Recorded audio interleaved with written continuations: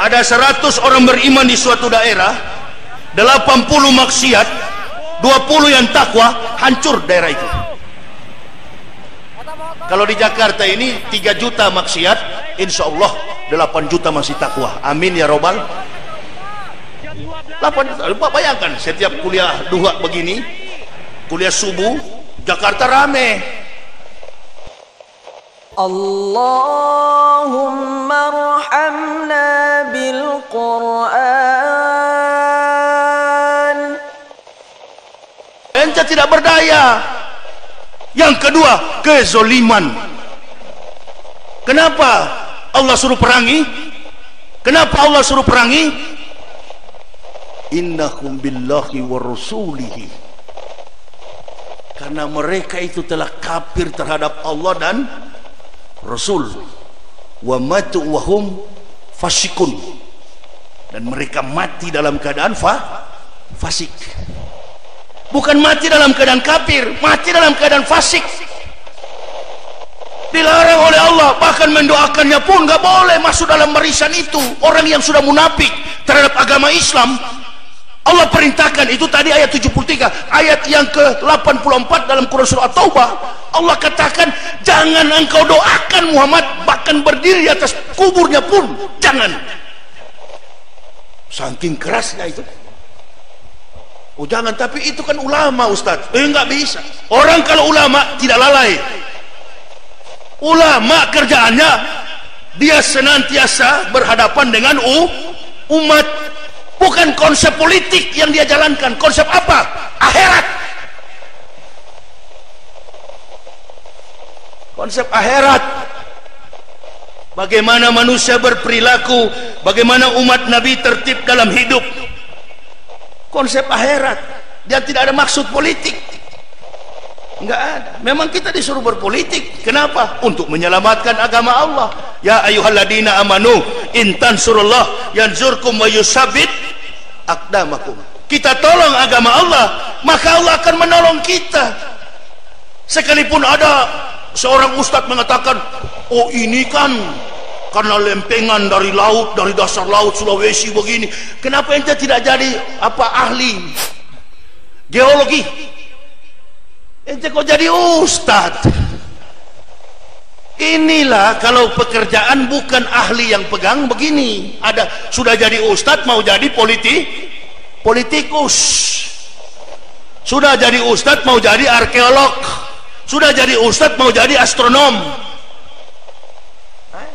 Makanya seperti siapa ini wakil presiden Sandi, dia pengusaha tapi hati ulama. Jangan dibalik, ulama berhati pengusaha. Nah itu lalai. Berdasarkan hadis kan begitu. Tertibnya dunia ini bi ilmi ulama'i, karena ilmu para ulama itu pertama. Yang kedua bi aidil umara, pemerintah, presiden, kepala negara yang adil. Kalau nggak adil, maka sebagian manusia memakan manusia lainnya, sebagaimana serigala memakan kambing. Gonama. Ini yang sudah terjadi sekarang ini. Jangan coba-coba. Semua peristiwa yang pernah, sementara dan akan terjadi sudah tercatat dalam Lauhul Mahfuz. Bahkan apa yang dikatakan Rasulullah dalam hadis-hadis tadi itu jauh sebelumnya, 1500 tahun baru terjadi sekarang. Oh kita beriman tapi bagaimana tidak gempa? Jam 6 bukannya sholat, maksiat. Dan saya kalau lihat kesaksian-kesaksian di TV, kami haus. Dalam hatiku, siapa suruh nggak puasa kemarin? Kok bisa begitu Bu? Lihat begitu saya langsung identik dengan puasa. Mungkin kemarin tidak puasa. Di Sulawesi sana, kalau 3 hari katanya baru menyambut Ramadan, rumah makan tutup siang hari. Tapi kalau sudah 3 hari lewat, boleh buka. Boleh, asal sudah lewat 3 hari. Hadis dari mana?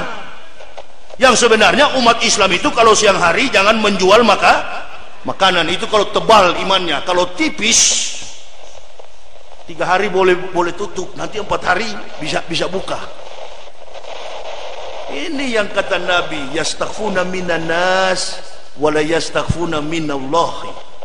Kau boleh bersembunyi di hadapan sesamamu, di depan kau tak mampu bersembunyi di hadapan Allah. Sandiwara kau di hadapan orang, tapi kau tidak bisa bersandiwara di hadapan, berdusta kau di hadapan manusia, tapi Allah tak pernah bisa kau dustai.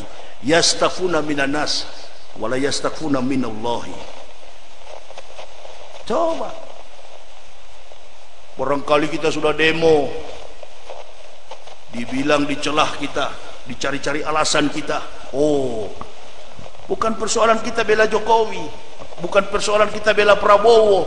Ustadz Yahya itu pendukung Prabowo. Kenapa kalau saya dukung Prabowo? Ada urusan apa dengan ente? Prabowo bekas tentara, bapak saya pensiunan tentara, anak tentara dukung, anak Hansip dukung, anak PKI dukung PKI. Ada urusan apa demokrasi?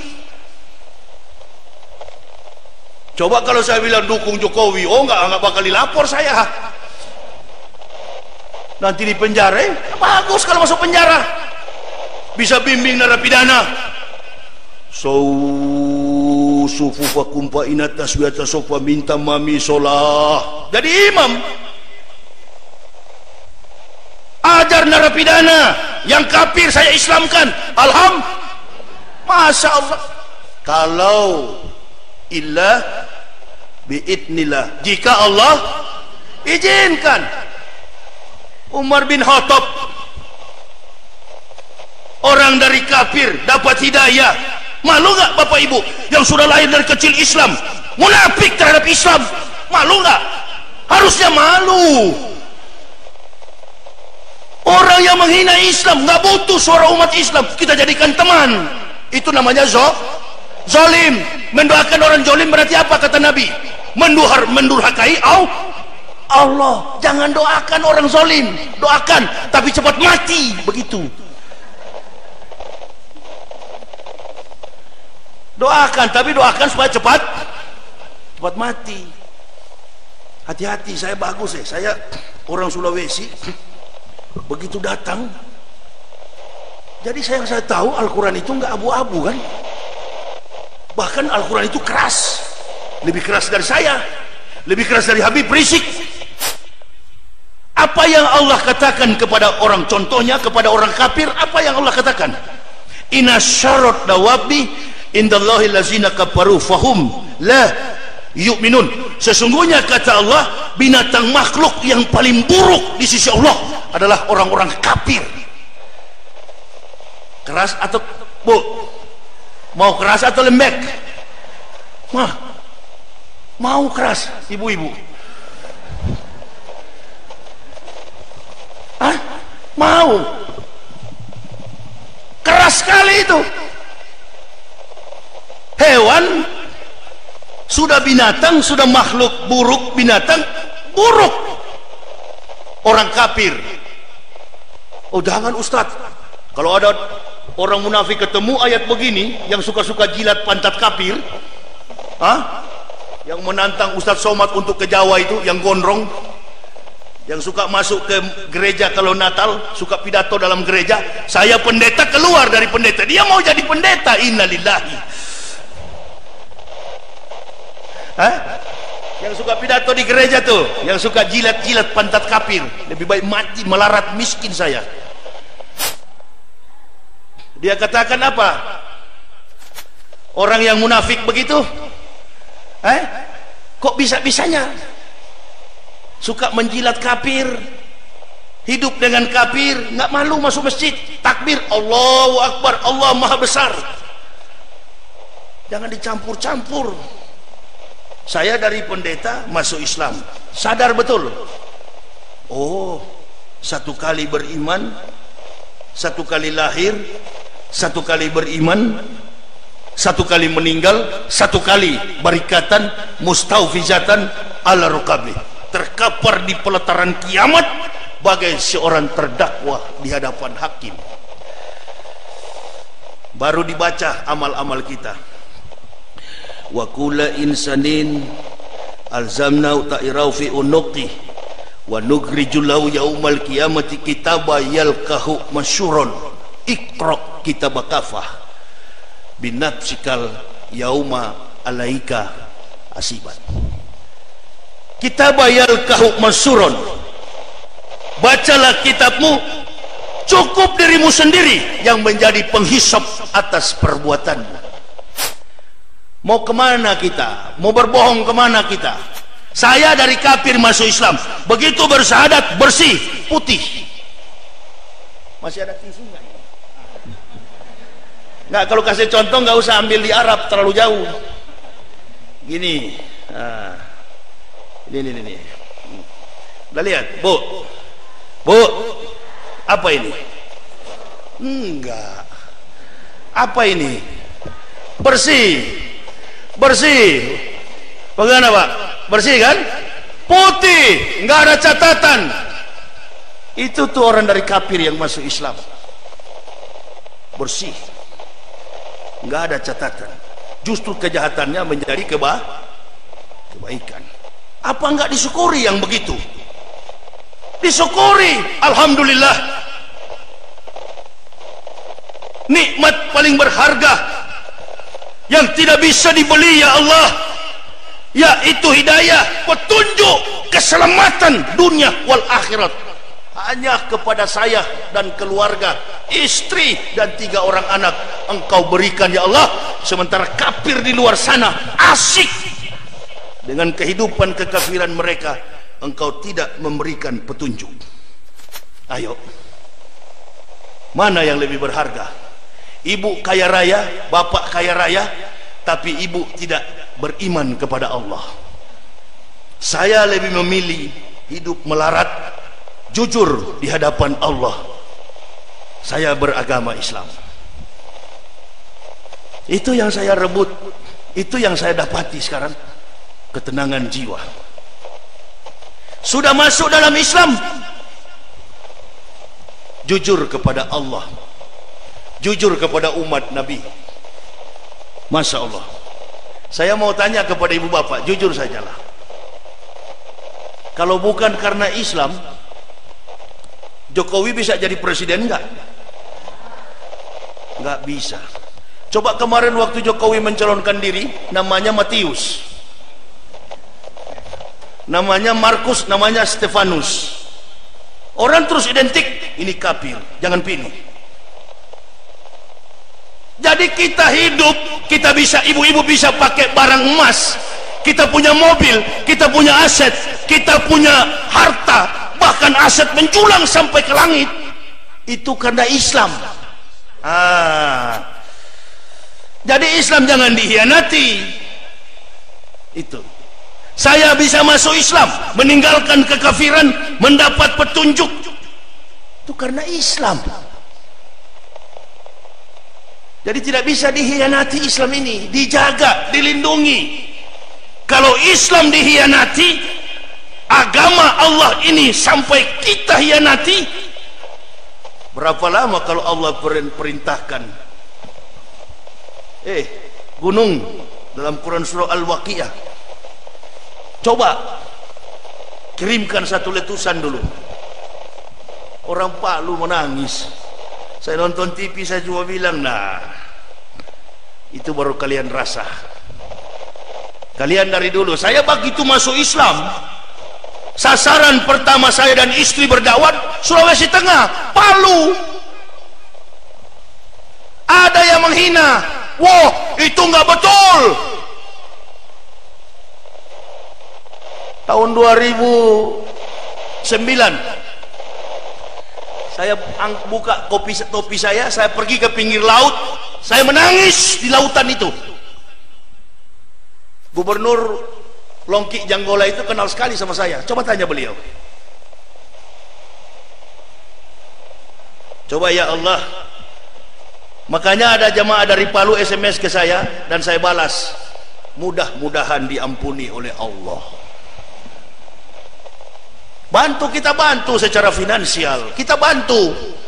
Tapi kalau mulut kita takabur, kita tidak tahu bersyukur, kita menganggap bahwa bangunan-bangunan ini, ekonomi kita, negara kita, wilayah kita dibangun oleh manusia.